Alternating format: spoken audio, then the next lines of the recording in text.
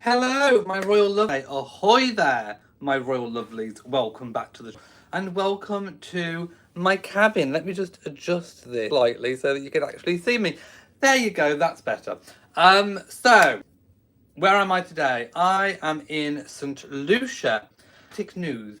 I think they follow this channel and they wait for dramatic news to come out just just because they think that I can't cover it. Well, I can. I'm here. When the Queen passed away, when her late Majesty passed away, I was in Key West, and it's not even as if I go on holiday a lot. I didn't even go on holiday last year, so I go on holiday now, and we get medical drama. That's what we get, absolute medical drama going on all over the place. So I get back from a day. I've had a day. We've been on a and what do I hear? I hear news of two hospitalizations. Well, one that's going to come up with the king for an enlarged prostate, and one that the Princess of Wales, Catherine, has been in hospital for a planned abdominal surgery that has now sent the country and the world unlikely to return to royal duties until after, I think it was after Easter. So, of course, the speculation has been going into absolute overdrive with all of this. What is it that she's gone in for? Begs the question. And the palace, although hasn't released an official statement, did release a press briefing which addressed the concerns that it was something related to cancer. And they have kind of said, really, that it's nothing to do with cancer. So then that opens up more things about, well, what is it? Could it be that she's possibly had a hysterectomy? That kind of fits in with the recovery time. Could it be, I mean, I know people suspected maybe gallbladder or something of that nature, appendix, but that doesn't normally take that length of downtime. So I think the safest bet that we can say at this point in time is probably leaning toward, I suppose, full announcement of what it is. I don't think so. But the palace has said in the initial statement, which I'll read in a moment, they have said that any further updates will be given in due course. So they're not saying that they will not disclose anything further. I'm just going to go in. By the way, I can only see the comments really, really tiny. So in a moment, I'll go into YouTube from my handheld device and I'll go back and read the comments. So apparently, Catherine is doing well after successful abdominal surgery. And there lies the key word, successful. So whatever it was for, it went well. That's some positive news that we can take. As so, Prince William, the Prince of Wales, is now juggling childcare. I mean, of course they have help. Of course they do. They've got the nannies there. But yes, he is helping out, and of course King Charles is facing upcoming treatment for an enlarged prostate. It's important to remember, I suppose, Catherine's age, 42. 42 would be a fairly young-ish age, I suppose, for a hysterectomy. But, you know, women have hysterectomies at all kinds of ages. Or should I say persons with womb, to be politically correct these days. Persons with womb. It is fairly early, I suppose, but not, not without the realm of possibility. So she's said to be doing well after surgery, according to palace sources. She was admitted to a London clinic in Marylebone. My goodness, I think all the booze has done my head in. No, I've not been drinking terribly too much, my loves. We've been out on an excursion all day today. So, and it was a planned procedure for this afternoon. It is said to have been a success, and the princess is now doing well. She's expected to remain in hospital for 10 to 14 days. Again, this kind of fits in with hysterectomy recovery, after which she will return home to Windsor to continue her recovery with the support of her family, Kensington Palace said. It's understood not to be cancerous. I will repeat, it is not said to, or understood to be cancerous is the correct word. She's likely to be advised to recuperate for 2 to 3 months, and her return to official duties will depend on medical advice closer to the time. So they're not saying for definite she will be back doing royal duties by Easter. We're going to have to kind of wait and see how that pans out. Both statements about the King and the Princess of Wales to kind of almost null void or take away the attention from one or the other. We now have two royal medical stories to talk about, which I suppose in a way has taken the heat off. Charles's issue is a little bit more routine, a little bit less mysterious, trying to put the pieces together as to what it might actually be. I don't suspect that the King's issue is particularly serious. I think it is age related, related to the enlarged prostate, which again, an enlarged prostate is not necessarily cancerous or anything like that, but he's said to be undergoing some kind of procedure. It could even be to remove the prostate entirely. We don't know. But another important, very important thing to note is, I suppose, the lessening of the mystery of royal illnesses. I don't think under Her late Majesty's reign that the monarch, the sovereign, would have disclosed exactly what the condition was. So in the King's case, I don't think, if that had been the Queen, I don't think she would have revealed exactly what the condition was. So I think we've seen a little bit of softening in the new reign towards medical conditions. With Catherine, it's still a little bit more mysterious. I think she wants us to respect her privacy.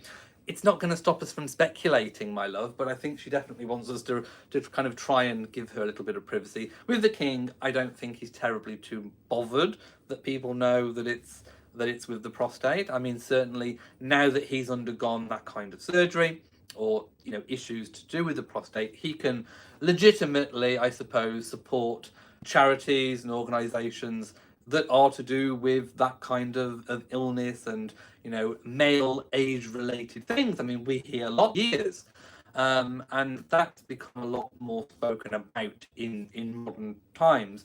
But yet we don't necessarily, men don't necessarily speak to each other or in generally in public about the prostate or men's issues and men's hormone replacement therapy. So it actually puts the King, I suppose, he's making lemonade out of lemons, basically. So the two health updates came within 90 minutes of each other. I don't think that is a coincidence, with Kensington Palace coming first at 2 p.m. and then Buckingham Palace followed at 3:30 p.m. So I'm going to read the statement that was put out on social media and given to the press. So this is the Kensington Palace statement in full. Her Royal Highness, the Princess of Wales, was admitted to hospital yesterday for planned abdominal surgery. The surgery was successful, and it is expected that she will remain in hospital for 10 to 14 days before returning home to continue her recovery. Based on the current medical advice, she appreciates the interest this statement will generate. She knows we're going to be speculating. She hopes that the public will understand her desire to maintain as much normality for her children as possible, and her wish that her personal medical information remain private. Still not going to stop people from speculating and worrying. I mean, I think that's one thing she's got to understand, is that a lot of people are concerned for her and kind of want to know out of interest for concern for her. But yes, we do have to kind of respect her privacy. When there is significant new information to share. So we're not going to get a minute by minute account of what goes on. The princess's wishes She wishes to apologise to all those concerned for the fact that she has to postpone her upcoming engagements. She looks forward to reinstating as many as possible. Love, you don't have to worry this big medical whatever it is. So no, I don't think she has to worry about that. I think people will be very understanding and very accommodating. Then we had a statement from Buckingham Palace, which reads a much more brief statement. So, in common with thousands, His Majesty's condition is benign, therefore non-cancerous, and he will attend hospital next week for a corrective procedure. Could be to reduce it, could be to remove it, we don't know. The King's public engagements will be postponed for a short period of recuperation. So much less of a worry or a concern, I think, than that of the Princess of Wales. It is not understood that Catherine was rushed to hospital. It is expected that it was planned, and it was not something that developed over the last few days, over the weekend, according to reports. Prince William will postpone a number of engagements just kind of around this time while he supports his family. Certainly during the period while she's in hospital, but then it's expected he will resume his duties once Catherine is home. And it wouldn't necessarily shock me if she came out of hospital earlier than the planned 14 days. I think there's a lot of medical conditions that can be supported at home. So we'll wait and see a little bit about that. Neither William nor Kate will travel internationally over the coming months. I think that's kind of expected with what's been going on. So yes, I don't necessarily think it's anything untoward. They've said that it's not anything that's cancerous. I'm just going to now pop on to the live chat and see what comments are being made, and I will try and read some before I go. I'm really, really pleased that the Wi-Fi is actually holding up quite well. So I can see a number of you in the chat room now. Yes, the Oslodian says, when I go away, big things happen. That is absolutely true. Lauren says, I'm wishing the royal family well at this time. Must be worrying time. Yeah, I mean, like I say, I think the King's condition is a lot more straightforward and routine at this particular point in time. But never say never. Never say never. Lauren says a family friend did have her gallbladder out recently and she was in for a number of weeks. But the truth is, I doubt we will ever know. I mean, it could be gallbladder, could be hysterectomy. There are a number of conditions that do fit the time scale of being in hospital and the recovery time thereafter. Well94 says, taking bets on Markle's upcoming major surgery bulletin. Oh, I'm sure there'll be something. What will Meghan go in hospital for? Maybe, I know what she could go in hospital for a planned, routine, scheduled humour transplant. I mean, comedy, humour, because she hasn't got any. They definitely can't take a joke, can they, my loves? Maybe a personality transplant might do, and maybe some installation of morals. Yes, that's all I'm saying. Maybe Meghan will be upgraded to having some morals installed. Kimberly says, do they not have the right to a private life? Yes, they do. And we would not have known about this had they not released statements. So where they are releasing statements, then people are going to talk about it. Sheila says, sorry if I'm skipping some comments. I'm kind of backtracking. Sheila says, it's nice that royal family is informing public of health issues. They are human, just like everyone else. And of course, you can make lemons out of lemonade. Whatever it is, I'm sure Catherine could support those charities and support other women or people. If it's just a general illness, I don't know. She could support people that have gone through the same thing. So you can always make lemons out of lemonade, my loves. Lauren says, with them saying planned procedure, that feels a little more comforting. It means that they've known about it for, you know, however long that it's been known, but it has previously been known. It's not something that's just happened over the last few days. Larry says her post-surgery schedule sounds like mine, with 2 weeks in hospital and 3 months home. Sepsis, hissing, pain, weight loss from a liquid diet are part of what she might go through. Wish her the best. Maybe. I mean, she didn't look like she kind of had sepsis over the last few public engagements, but let's not rule anything out. Go Retty Roger says, maybe I should say more surprising than shocking. Yes. Lucia says, I hope the king talking about having prostate issues will lead other men into getting checked. Absolutely. Yes. I agree.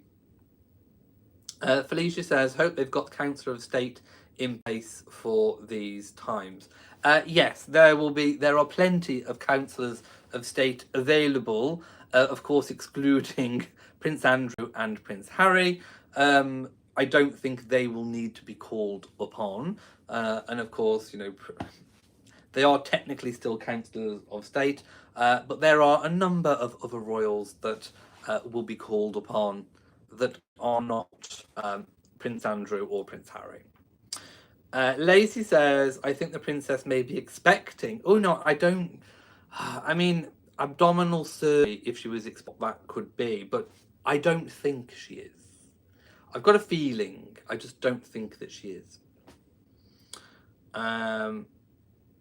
Lauren says, it does feel like everyone has gone into panic mode, but if people look, there's plenty of royals. Yes. Princess Anne, Councillor of State, Earl of Wessex, Councillor of State. There are many available. Of course, there will be interest when the king goes in hospital for his planned procedure, and I'm sure that there will be paparazzi, media camped outside the hospital waiting perhaps to see if Kath comes out of her hospital early. But we just kind of wait and see on that one, I think.